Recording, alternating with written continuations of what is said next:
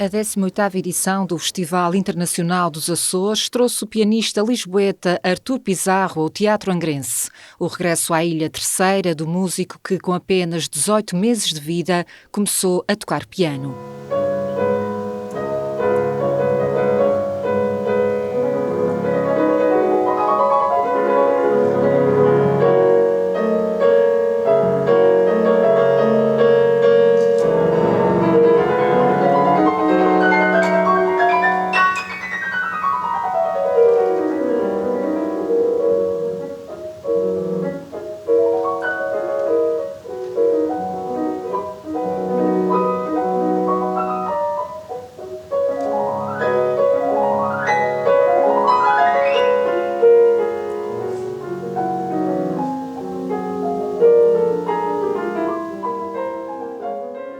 De pausa entre espetáculos, fomos conhecer melhor Artur Pizarro. Recordou os primeiros anos de vida e o regresso a Portugal e falou-nos sobre como vê a cultura ser tratada no nosso país.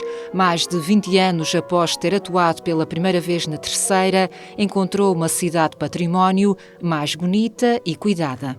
Olá, Artur. Posso tratar por Artur? Com certeza. Artur Pizarro. Pizarro. O Pizarro é um nome artístico, embora seja nome de família. Exatamente. A ligação à mãe. A mãe é muito importante ou o nome é que ficava bem? Ambas as coisas. A mãe deu vida e neste caso também deu nome. Portanto, ambas as coisas. Não, foi uma questão de, na altura, de começar a pensar, início de carreira, dos muitos nomes que a família tem, porque somos aquela família que ainda tem muitos nomes. A minha mãe tinha 8. Ocupávamos a linha toda debaixo do cheque só para assinar, as pessoas já estavam na fila para pagar a conta do supermercado e nós estávamos ali. Exatamente, nunca havia espaço. E um nome que também estava ligado porque a minha avó materna era pianista também.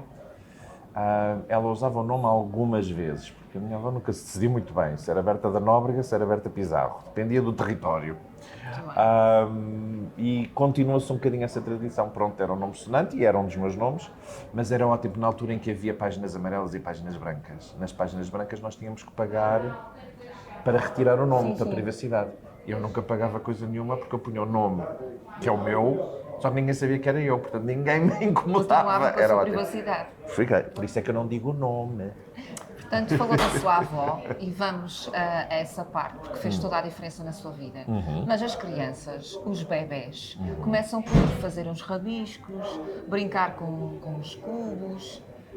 O Artur começou aos 18 meses no piano. A dizer à minha avó para afasta-te que agora é a minha vez.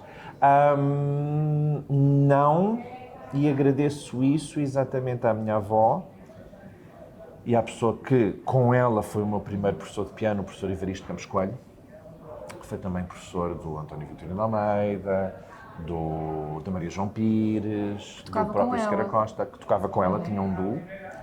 E, apesar de ele me ter apresentado pela primeira vez em público aos 3 anos, um pouco a mesma história da Maria João Pires. Seguimos um bocadinho o mesmo molde, mas depois as coisas mudaram um bocadinho, porque eu já ia numa idade mais avançada. Aos 4 anos apresentei-me na RTP pela primeira vez, aos 4 anos voltei ao palco do Conservatório Nacional, não tinha feito a estreia no ano anterior, e aos 5 anos, tanto ele como a minha avó disseram meninos prodígios, não. Acho que aprenderam um bocadinho, e mais uma coisa que eu tenho a agradecer à Maria João Pires, aprenderam um bocadinho com a experiência dos meninos prodígios e o que sofrem. Obviamente tem coisas boas, mas obviamente tem coisas que uma criança de 5 anos não deve ser submetida. Portanto, houve aí uma espécie de estagnação? Não, pelo menos público. Não, em público sim. Retirei-me dos palcos e fiz a minha grande rentrée aos 11 anos. Mesmo assim não é muito tarde, não é? Aos 11 anos voltei. Aos 5 anos deixei esse núcleo praticamente familiar, que era o professor Campos Coelho e a minha avó. Aliás, o professor Campos Coelho era tanto da família que foi padrinho de casamento dos meus pais. E fui estudar com o professor Sequeira Costa. Portanto, ambos alunos de Viana da Mota, inclusivamente quando Sequeira Costa faz o Conservatório Nacional, Viana da Mota já estava reformado, portanto, estudou com outro aluno de Viana da Mota, que era o professor Campos Coelho. E aí comecei a estar com o professor Sequeira Costa aos 5 anos e aos 9 anos seguiu para os Estados Unidos, visto que ele teve um cargo como professor distinto na Universidade de Kansas e eu contei, portanto, eu fui para os Estados Unidos para estudar com português. Não fui para os Estados Unidos por causa dos Estados Unidos. Ele sim. Acabei por lá ficar a viver 21 anos, mas comecei então a ser apresentado e a dar concertos a partir dos 11 anos. Aos 19 anos comecei a passar aquela prova dos concursos internacionais, tive o primeiro prémio no concurso internacional Tena da Mota, no ano seguinte um concurso em Palm Beach e finalmente em 1990 o concurso de Leeds que realmente lançou a minha carreira e a partir daí tem sido, graças a Deus, tem sido sempre a tocar. Onde é que estava a mãe? A mãe estava sempre a educar-me a mim e a minha irmã. O meu pai era oficial da Marinha Mercante, estava sempre a navegar. Os meus avós paternos sempre a dar muito apoio, que era o sistema de apoio da minha mãe, Exato. tanto em Portugal como depois nos Estados Unidos. Eventualmente os meus pais divorciam, graças a Deus um divórcio amigável. A única coisa que nós tínhamos de dizer aos meus pais era se ficávamos em casa do pai, se ficávamos em casa da mãe, para eles não ficarem em cuidado. Eu acho que o que aconteceu foi que a minha mãe ficou um bocadinho cansada de pagar as lições de piano e decidiu casar com o professor de piano, portanto Era mais já barato. não tinha que... isso aí é mais barato. Foi um investimento. Para mim não foi assim uma coisa tão boa, eu preferia que não tivesse acontecido porque a minha relação com o professor Sequeira Costa era o professor Sequeira Costa, tanto que eu tratei sempre por senhor professor até ao dia da morte, dia que o senhor faleceu. Foi sempre o senhor professor, porque a minha relação com ele era professor-aluno e essa relação era positiva e devo-lhe imenso. A posição pai-padrasto nunca pegou, nunca deu. Éramos pessoas muito distintas em personalidade. Não era que houvesse mau sangue, tocámos juntos, gravámos juntos, passávamos obviamente tempo juntos, mas a nossa relação... E eu tenho a impressão que isso também não só pela questão das personalidades serem bastante diferentes, e eram diametricamente opostas, mas o facto de que a outra relação era tão forte. Não havia espaço para mais nada. E tanto que é o que eu digo, eu tratei por senhor professor até ao dia em que faleceu. Nunca consegui tratá-lo José Carlos, Sequeira Costa, mas a mais toda a gente o trata por Sequeira Costa e Sequeira Costa é um nome profissional, em casa era José Carlos. E como é que o seu pai viveu e ouviu esse percurso musical? O meu pai, sendo marinheiro, um oficial da Marinha Mercante, mas sendo um homem mesmo do mar, onde o meu pai se sentia bem dentro da sua pele, era embarcado. Verdadeiro homem do mar. No entanto, sempre extremamente a apoiar, sempre de uma forma muito verdadeira, muito sincera. Meus pais fizeram imensos sacrifícios, de mudanças na vida deles e sacrifícios financeiros para que eu pudesse ter a vida e a educação que tive. Portanto, o meu pai ausente, mas presente. Ausente fisicamente, mas presente em todas as outras formas. E sempre com... O que me fez sempre muito bem nessa relação é eu sentia que ele tinha orgulho daquilo que eu estava a fazer. Ele dizia isso? Ou mostrava de outra forma? Mostrava. Não dizia tanto, mas mostrava. E a última vez que o vi foi poucos meses antes dele falecer e não tínhamos a mínima ideia que isso iria acontecer, não foi uma coisa de doença prolongada nem nada, mas que afinal até era, mas que aquela última visita foi muito importante, porque já foi talvez uma das poucas de nós adulto para adulto. Portanto, e conseguimos regular muita coisa. Foi quase uma despedida sem saberem. Não foi tanto uma despedida, mas finalmente conhecermos como adulto para adulto. Já duas pessoas formadas. E foi muito interessante, foi um consolo enorme depois. Como é que fica o resto da sua vida no meio disto tudo? Amigos? Fantástico. O resto estranhamente normal. Estranhamente normal.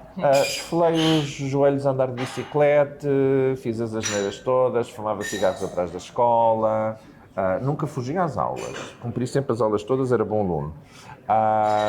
Mas pronto, eu consegui encaixar a parte de piano na parte da vida normal, portanto, e mais a mais por ter sido nos Estados Unidos toda essa parte da adolescência e tudo, talvez até tenha sido mais normal.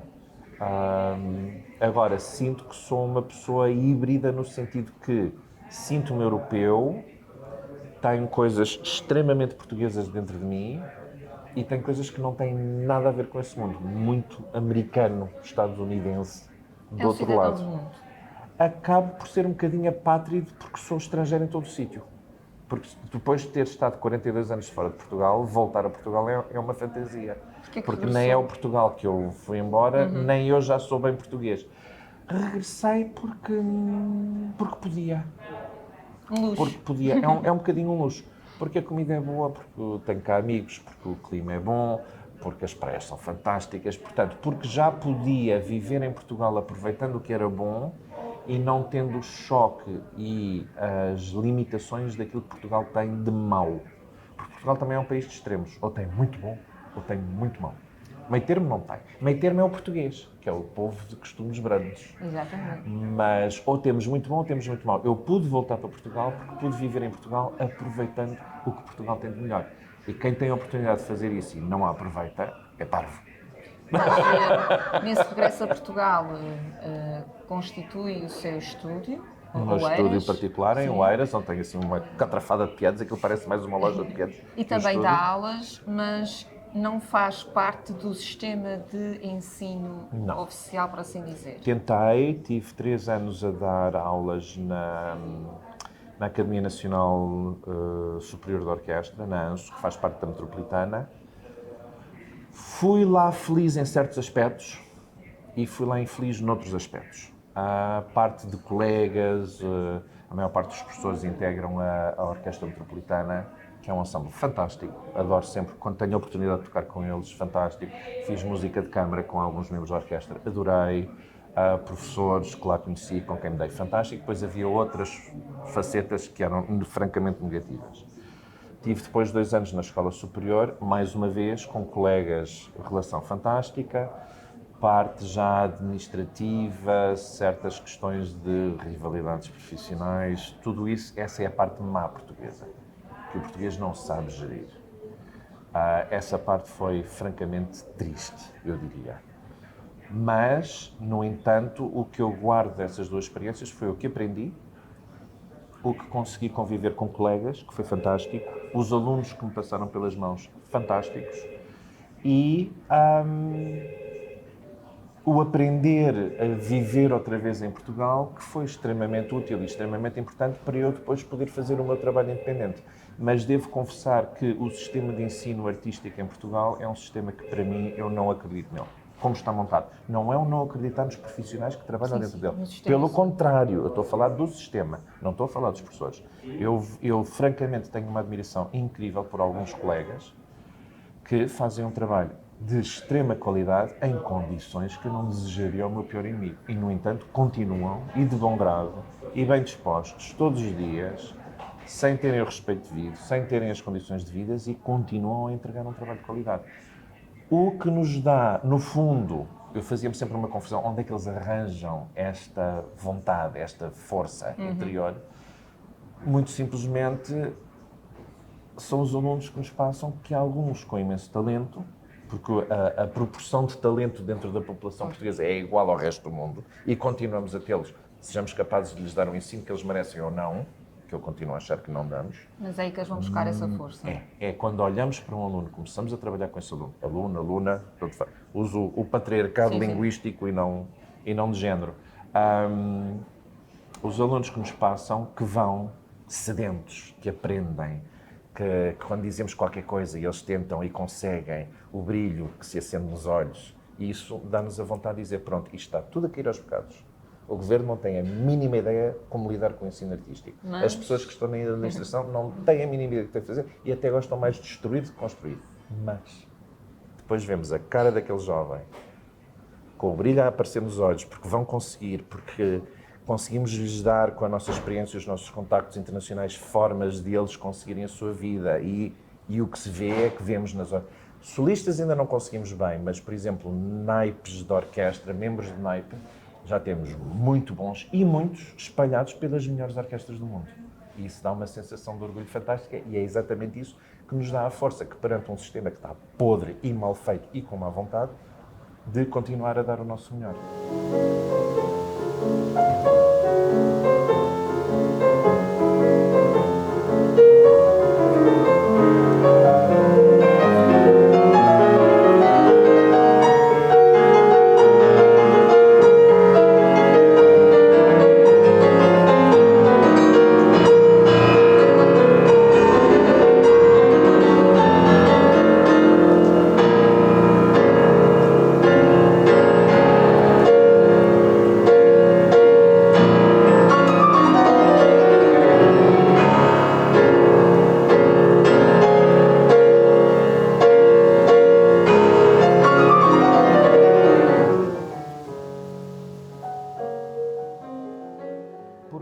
há aquela pergunta sempre que acontece, o papel da cultura. Para bem, não é indústria, não é turismo, portanto é posto de lado.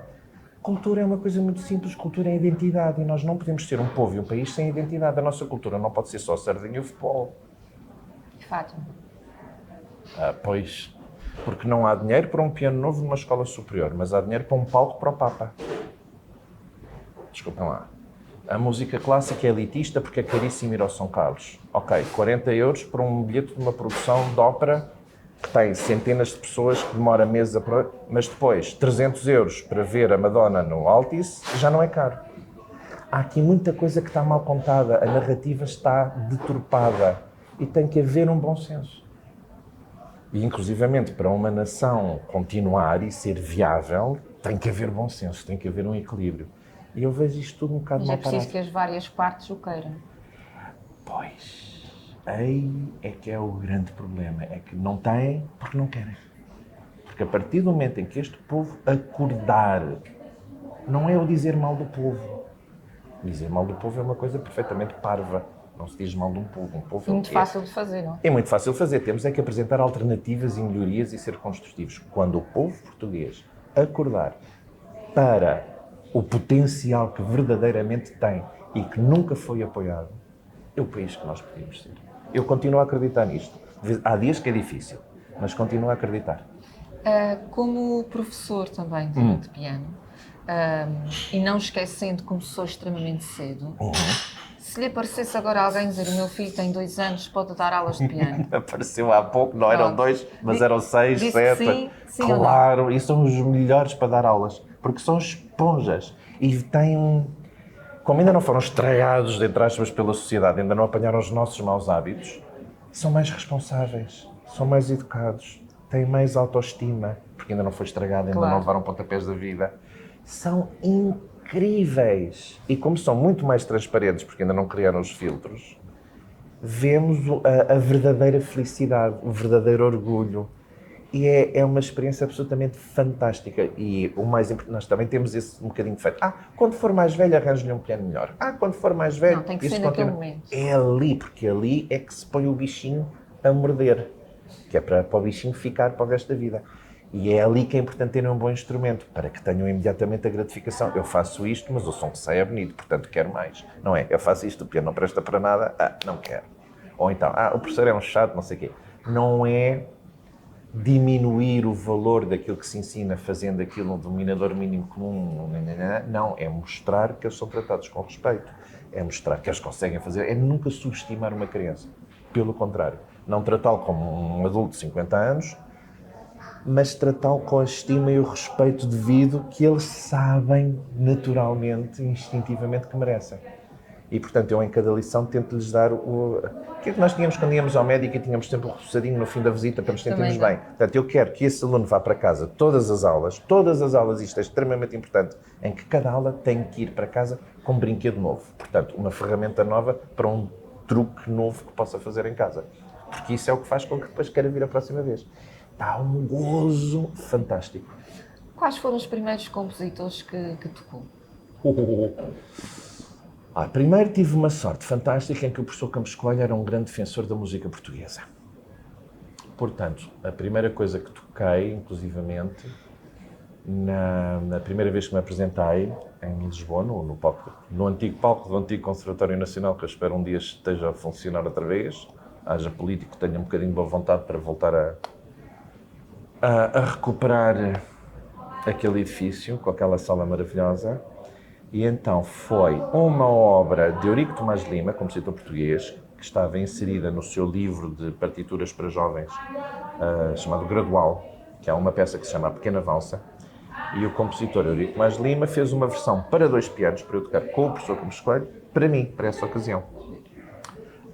E está no espólio, é giríssimo, está no espólio como Paradeira de Partitura Desconhecido, pois quem tem o manuscrito sou eu, porque foi feito para mim. Um dia eu prometo que entregarei esse manuscrito para estar junto com o resto do espólio. Mas no dia em que eu caí para o lado, antes não.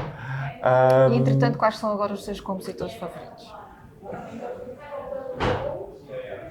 Entre A a Z há muitos. Mas já na altura era Eurico Tomás Lima, Cláudio Carneiro, Mozart, Beethoven, Chopin. Comecei mesmo pelo núcleo clássico e já muitos portugueses. Porque isso, não por serem mais importantes ou menos importantes, também tem a ver com o físico, da mão pequena, e de ir crescendo, uma linguagem harmónica mais fácil de absorver, uma linguagem técnica possível, os ossos ainda são molinhos, ir percebendo a evolução da escrita é extremamente importante. A escolha de repertório e a progressão dessa escolha tem uma razão de ser, não é assim, olha, agora vais tocar isto, porque é giro, porque é bonito, porque eu gosto, porque eu ensinei. Não, tem que haver, há um caminho, como na literatura. Nós lemos coisas como somos crianças, depois vamos sendo apresentados a certas coisas, mas tem que haver um fio condutor, tem que haver uma certa lógica. Se é tudo desconjuntado, fica tudo baralhado na cabeça.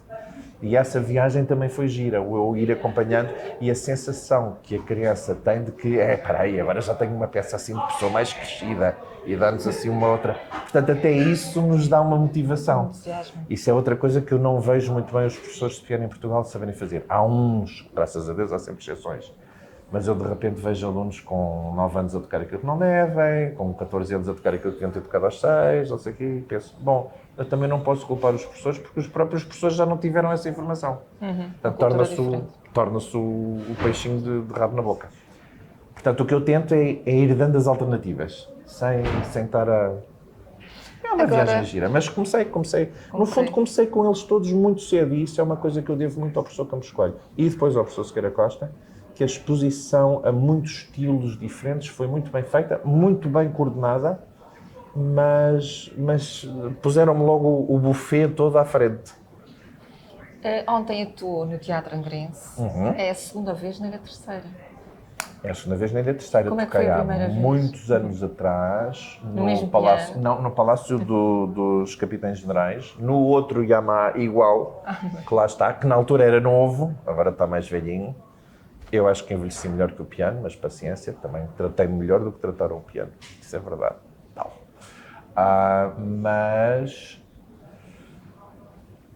por um lado, adoro estar de volta, por outro lado, confesso, tenho um bocadinho de pena de ter demorado tanto tempo a voltar. Espero que não tenha que esperar mais 20 e tal anos para poder voltar outra vez. Mas voltar cá, por exemplo, uma Angra muito diferente do que é agora. Eu noto uma Angra muito mais cuidada, muito mais amada. O sítio é lindo e o que dá... E não é só o lindo que dá o prazer, é a forma como está a ser cuidado. Dá um certo... Bem, até fazemos bem as coisas e quando queremos, fazemos bem. É isto que me dá a tal força de continuar a acreditar. Vai buscar essa força toda lá. Adoro o sítio. O teatro eu não conhecia, só conhecia de fotografias. É uma sala linda, boa acústica. O piano lá, coitadinho, está pronto para ir para os cuidados paliativos. Não que fosse um mau piano. O piano era um bom piano quando foi comprado. Não tem sido bem tratado. E é uma pena. Também não são baratos. Mas ainda tivemos ali uma comunhão, eu e o instrumento ali no palco, e pensei, olha, eu vou-te tratar com jeitinho e tu dás-me aquilo que puderes. E conseguimos fazer a festa. A relação correu muitíssimo bem. Aliás, todo o pessoal que lá estava a trabalhar, do palco, também extremamente simpáticos. Portanto, o ambiente de trabalho era muito positivo. E a sala é um mimo, a sala é fantástica, mas também vai ser interessante agora voltar ao Palácio dos Capitães Generais, porque é outro tipo de sala completamente diferente, é uma salinha, com 100 e poucas pessoas, não é um teatro, mas também com uma atmosfera muito especial e com um teto em madeira fantástico e os quadros que estão na parede. Portanto, é um ambiente completamente diferente, mas também muito, muito inspirador. Como é que tem sido esta participação no Festival Internacional? Tem sido interessantíssimo, porque como eu já trabalho com o Tiago Nunes, que é o diretor do festival, há alguns anos em outros projetos, em Coimbra, em Alcochete, Lisboa, todo. E já estamos a falar neste projeto há bastante tempo, porque ele convidou-me para aí há um ano, que eu sabia que já vinha cá. E, portanto, houve muita conversa, houve muito diálogo, houve muita troca de ideias, e agora vamos fazer assim, não, afinal vamos fazer assado, afinal vamos fazer frito e cozido. Portanto, isto já passou por muitas variações. E quando se está envolvido nessa parte também, portanto, não é só chegar a tocar e ir embora, mas começa-se a criar um afeto e um carinho pelo projeto, pelas ideias, pelos sonhos. Portanto, tem sido todo um projeto muito, muito, muito interessante, exatamente por essa ligação com o Tiago. Tem corrido tudo maravilhosamente bem. Claro que há sempre aqueles percalços, há sempre aquela surpresa, mas a parte. forma como se lida com isso diz muito de quem trabalha no festival e tem sido fantástico. Olha, Artur, foi um gosto estar à conversa consigo. Desejo que Igualmente. venha muitas mais vezes aos Açores e que nunca perca esse brilho inspirador que tem quando fala da música, quando fala do ensino, quando fala das crianças também na música. É mesmo uma delícia ouvi-lo falar sobre isso. Obrigadíssimo. Muito obrigada. Foi um enorme prazer. Obrigadíssimo pela oportunidade.